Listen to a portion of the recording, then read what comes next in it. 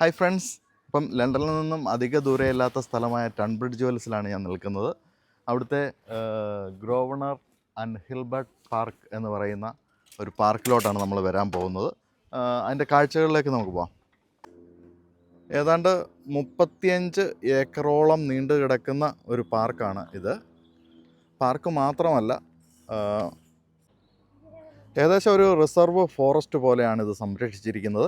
എല്ലാം 400ഓളം വർഷങ്ങൾ പഴക്കമുള്ള മരങ്ങൾ വരെ ഇവിടെ ഉണ്ട്. ഇവിടെ ഒരു ഹബ്ബുണ്ട്, അത് നമുക്ക് റെൻറ്റിന് എടുക്കാവുന്നതാണ്. അതിന് വലിയ ചാർജൊന്നുമില്ല. അതിനോട് ചേർന്ന് തന്നെ പ്ലേ ഏരിയ ഉണ്ട്. പ്ലേ ഏരിയയുടെ കാഴ്ചകളിലോട്ട് നമുക്ക് പിന്നീട് പോകാവുന്നതാണ്. ഇവിടെ ഒരു കഫേ ഉണ്ട്. നമുക്ക് കോഫി വല്ലതും കുടിക്കണമെങ്കിൽ ഇവിടെ വന്ന് അതിന് സമയമുണ്ട്. പ്രത്യേക സമയത്തേ ഇതുള്ളൂ.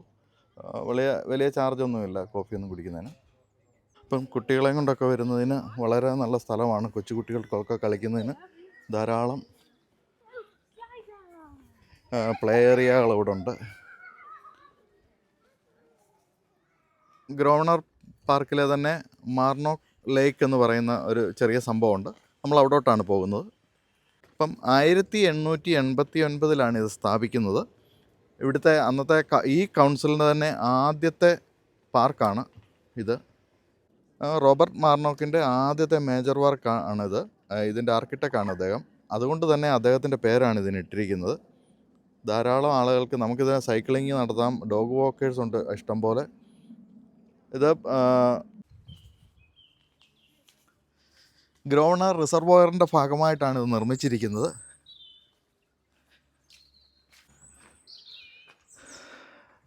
നല്ല ശുദ്ധജലമായിരുന്നു ഒരു സമയത്ത്. ഇപ്പോൾ അതിന് മാറ്റങ്ങളൊക്കെ വന്നിട്ടുണ്ട്. എനിക്ക് തോന്നുന്നു ഇത് ഇപ്പം ക്ലീനിങ് ഒക്കെ ചെയ്തിട്ട് കുറച്ച് ദിവസം ആയെന്ന് തോന്നുന്നു. ഇപ്പോൾ ക്ലീനിങ് ഒക്കെ ചെയ്ത് നല്ല ഭംഗിയായിട്ട് ചില സമയങ്ങളിൽ ഇവിടെ വരുമ്പോൾ കാണാൻ സാധിച്ചിട്ടുണ്ട്.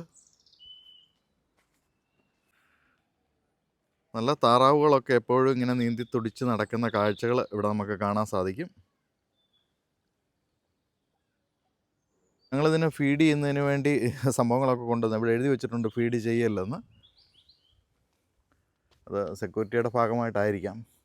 ഇപ്പം തണുപ്പ് മാറി വരുന്നതേ ഉള്ളൂ. അതുകൊണ്ട് പൂക്കളൊക്കെ, കെൻ്റ് എന്ന് പറയുന്നത് തന്നെ ഗാർഡൻ ഓഫ് ഇംഗ്ലണ്ട് എന്നാണ് പറയുന്നത്.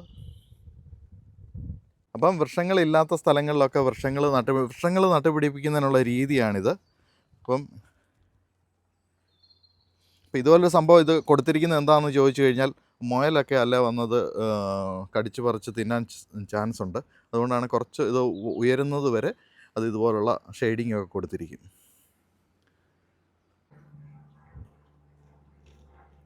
ഇപ്പം ലേക്കിൻ്റെ കാഴ്ചകൾ അങ്ങ് ദൂരെ നിന്നുള്ള കാഴ്ചകളാണ്.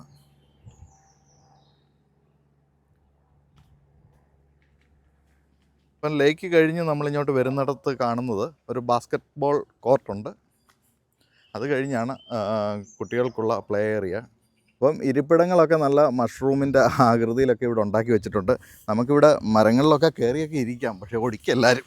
ഓക്കെ, ഇപ്പം കൊച്ചു കുട്ടികൾക്കുള്ള പ്ലേ ഏരിയയാണ്.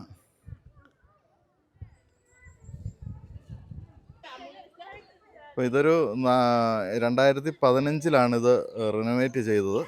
അതിനുശേഷമാണ് ഇങ്ങനെയുള്ള മണലൊക്കെ കൊണ്ടുവന്നിട്ട് ഇങ്ങനെ ഇത് പ്ലേ ഏരിയ ഇച്ചിരൂടെ വിപുലീകരിച്ചത്. ഇത് കയറിയിരുന്ന് കറങ്ങുന്നതിനുള്ളതായിരിക്കും. എന്തായാലും കയറി ഇരിക്കാനുള്ള റിസ്ക് ഒന്നും എടുക്കുന്നില്ല. ഇവിടെ ഒരു റോപ്പ് വേ ഉണ്ടായിരുന്നു, പക്ഷേ അത് ഇപ്പോൾ പൊട്ടിപ്പോയി. നേരത്തെയൊക്കെ വരുമ്പോൾ ഇവിടെ ഉണ്ടായിരുന്നു. ആ റോപ്പ് വേയിൽ കൂടെ നമുക്കിവിടെ വന്ന് ചാടി ഇറങ്ങാമായിരുന്നു. അവിടെ കുറച്ച് പേര് പെയിൻറ്റിങ് വർക്ക് ചെയ്യുന്നുണ്ട്. എന്താ സംഭവം എന്നറിയത്തില്ല, എന്തെങ്കിലും ആകട്ടെ. ഓക്കെ, കുട്ടികൾക്ക് എൻജോയ് ചെയ്യുന്നതിന് വളരെ നല്ലൊരു സ്ഥലമാണിത്.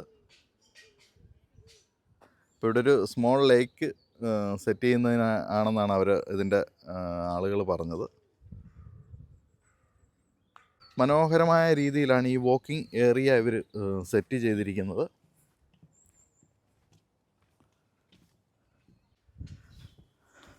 ഇപ്പം 30 തൊട്ട് 45 മിനിറ്റോ 1 മണിക്കൂറോ ഒക്കെ വോക്ക് ചെയ്യണമെന്നുള്ളവർക്കോ ഓടേണ്ടിയവർക്കോ ഇവിടെ വന്നു കഴിഞ്ഞാൽ മനോഹരമായ രീതിയിൽ ഓടുവോ വോക്ക് ചെയ്യുവോ എന്തെങ്കിലുമൊക്കെ ചെയ്യാവുന്നതാണ്. ആദ്യം തന്നെ പറഞ്ഞിരുന്നു, ഇത് ഏതാണ്ട് 400ഓളം വർഷങ്ങൾ പഴക്കമുള്ള വൃക്ഷങ്ങൾ വരെ ഇതിനകത്തുണ്ട്. അതുകൂടാതെ നേരത്തെ കാണിച്ച ലേക്ക് പോലെ അനവധി ലേക്കുകൾ ഇവിടെ രൂപപ്പെടുന്നുണ്ട്. അതെല്ലാം ഈ വർഷം അവസാനത്തോടു കൂടി അവർ സെറ്റ് ചെയ്യുമെന്നാണ് അറിയിച്ചിരിക്കുന്നത്. അപ്പം ഇടയ്ക്കിടയ്ക്ക് ഇതുപോലുള്ള ചെറിയ ബ്രിഡ്ജുകളൊക്കെ കൊടുത്ത് വളരെ മനോഹരമാക്കുന്നതിന് ഇവർ ശ്രമിച്ചിട്ടുണ്ട്. ഏതാണ്ട് 35 ഏക്കറോളം നീണ്ടു കിടക്കുന്നതാണ് ഈ സ്ഥലം. അതിനകത്തൊരു മിനി ഫോറസ്റ്റൊക്കെ ഇവർ സെറ്റ് ചെയ്തിട്ടുണ്ട്. അതുകൂടാതെ നല്ല അരുവികളൊക്കെ ധാരാളമുണ്ട്. അതിൻ്റെ ഉള്ളിലോട്ടൊക്കെ പോകാൻ ഒരുപാട് കാഴ്ചകൾ വേറെയുണ്ട്. ഇപ്പം ക്രിക്കറ്റും ഫുട്ബോളും ഒക്കെ കളിക്കുന്നവർക്ക് ഇവിടെ വന്നാൽ അതിനുവേണ്ടി മനോഹരമായ ഒരു ഗ്രൗണ്ടും ഇവർ സെറ്റ് ചെയ്തിട്ടുണ്ട്. ഇപ്പം ഇതിലെ നടന്നുകൊണ്ടിരുന്ന ഡോഗുകളുടെയൊക്കെ ഓർമ്മയ്ക്ക് അവരും ഡോഗൊക്കെ ചത്തുപോയി കഴിയുമ്പോൾ അതിൻ്റെ ഓർമ്മയ്ക്ക് വേണ്ടി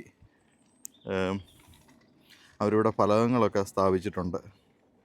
ഹിൽബർട്ട് ആൻഡ് റോബർട്ട് മാർനോക്ക് എന്നീ ആർക്കിടെക്റ്റുകളാണ് ഇതിൻ്റെ വർക്കിന് ആദ്യം തൊട്ടേ അവരുടെ ആദ്യത്തെ മേജർ വർക്കായിരുന്നു ഇത്. അതുകൊണ്ട് തന്നെ അവരുടെ പേരൂടാണ് ഇതിനോട് ഗ്രോവണർ പാർക്കിൻ്റെ കൂടെ ആഡ് ചെയ്തിരിക്കുന്നത്.